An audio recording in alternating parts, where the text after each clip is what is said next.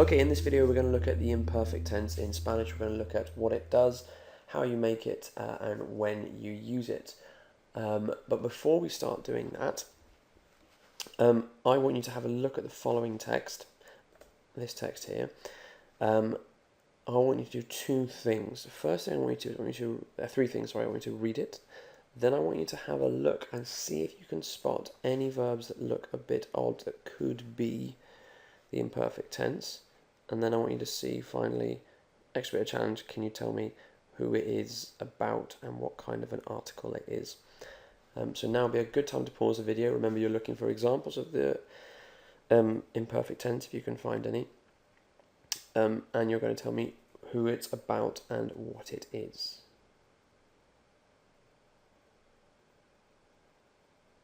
Okay, so hopefully you paused the video there, and hopefully you've had a look, and hopefully you spotted these verbs here that I've highlighted in this sort of pinkish colour. These are all examples of the imperfect tense, and these are a great way to introduce us to the imperfect tense in Spanish. And you might have guessed correctly, it is about Michael Jackson. It is an obituary, which is what happens when someone dies, particularly if they're famous or important. Someone will write an obituary, which is an account of their life. They often appear in newspapers, and this one is not a particularly flattering obituary about Mr. Jackson. But obituaries are fantastic for spotting the way you use for looking out for the imperfect tense, and they're a great way for seeing it in action. The reason they're so good is because what the imperfect tense does is the imperfect tense in English, the equivalent is to used to do something or was doing. So if we look here, when he was a young boy, he used to live, he used to live, he used to say, he used to state, he used to follow, or he used to carry on. So you can see it's the used to or the was doing about form of the verb. So the imperfect tense. Now, why have I put a fishing rod there? Well, I've put a fishing rod there because I find a fishing rod is a great way to remember when to use the imperfect tense. Whilst the imperfect tense in Spanish, its uses are very similar to the times you'd use it in English. It is slightly different in some cases. So a fishing rod is a great way of remembering when you use it. So it's a rod because repeated actions in the past, ongoing actions in the past, and descriptions in the past are the three main uses of the imperfect tense in Spanish. So what the difficulty people have is not so much how to form the imperfect tense, because that's quite easy. It's more when do you use it, as opposed to the present tense or indeed the pluperfect tense or any other past tenses. Think of ROD, repeated action in the past, ongoing action in the past, description in the past, and that will hopefully set you on the right path to using the correct imperfect tense. So how you form it. So we've looked at when you use it, what it does. We're now going to look at how to form it.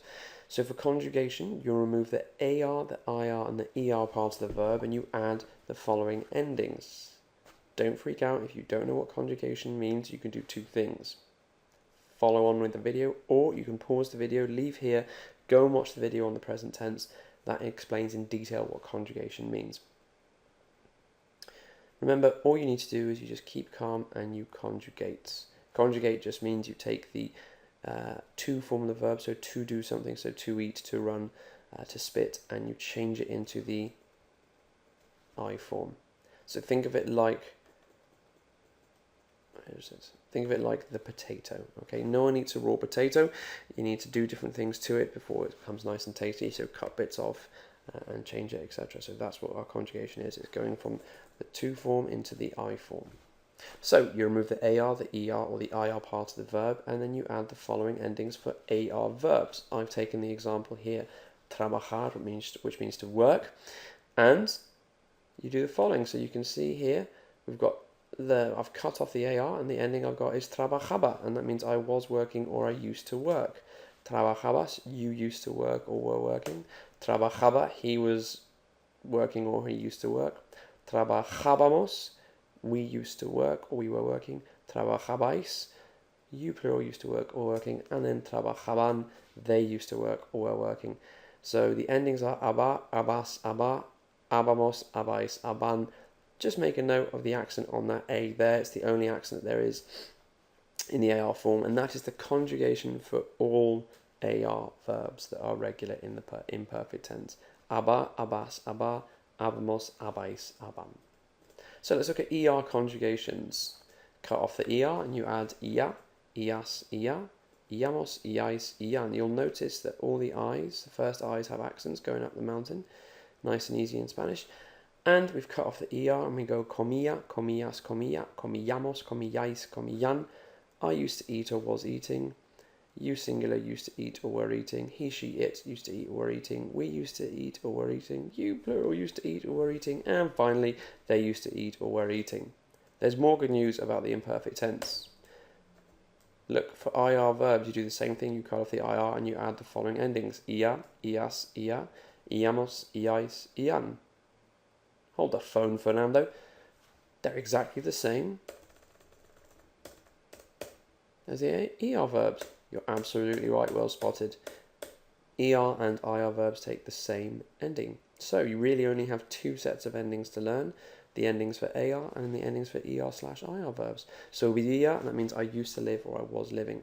So vivía, vivías, vivía, vivíamos, vivíais, vivían, ya, ias, ya, iamos, iais, ian. Nice and easy. Good news and bad news. Good news is, sorry, we'll do the bad news first. Bad news is there are some irregulars. The good news is there are only 3 irregulars, which is fantastic news in the imperfect tense. And the first irregular we're going to look at is ser, and that goes era, eras, era, éramos, erais, eran. Don't forget the accent on that first E. And that's I was or I used to be. So I was or I used to be, you singular were or used to be here. He, she, or it was or used to be, the we, you, and they. So ser means to be.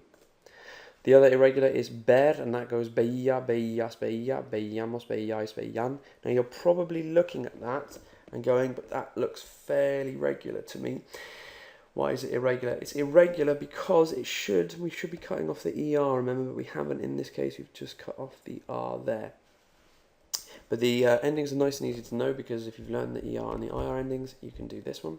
And then finally, ir, the verb to go. Iba, ibas, iba, ibamos, ibais, iban. Don't forget accent on that I there.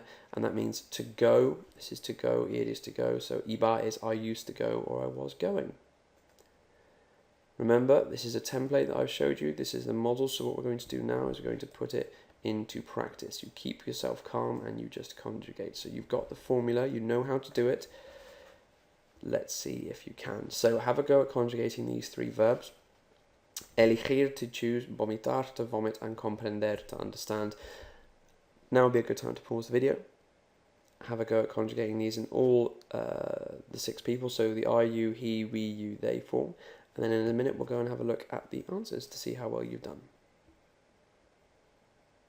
Okay, hopefully you paused the video and hopefully you had a go at it. Let's see if you're correct. Here's what I came up with. Now, I would pause this now and have a look and just double check that the answers I've come up with are the answers that you've come up with, and that we can all move on to better and brighter things. Okay, maybe you spotted I haven't been entirely truthful. Not entirely truthful. There are a couple of mistakes here that I put in there to deliberately catch you out to see if you're paying attention, because I mean like that. Well done if you spotted these mistakes. So accent on the wrong place there, no accent there. And look what I did there. I didn't cut off the ER. It should look like that. So accent on that I, accent on that A, and it's comprendía, not comprendería.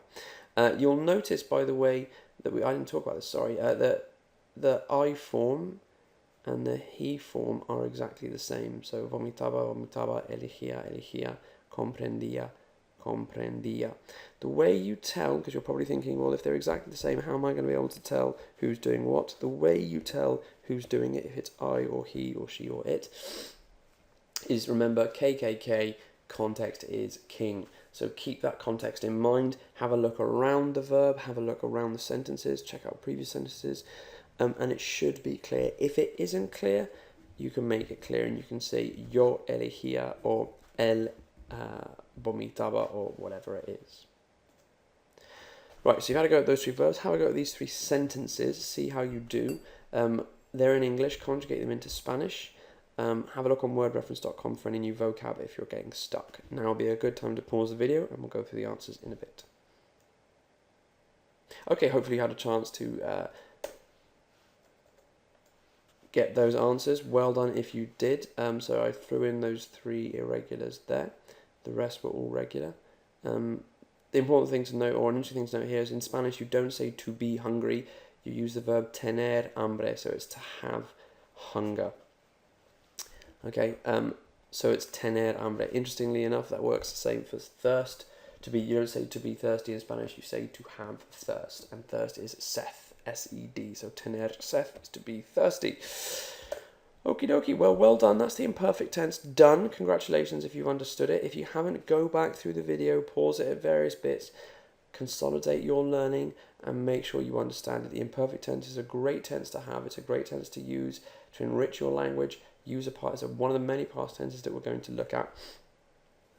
And remember our fishing rods. So it's not so hard conjugating it. It is a bit hard knowing when to use the imperfect tense. So remember repeated actions in the past, ongoing actions in the past, descriptions in the past, and that is one Fernando chest bump for you.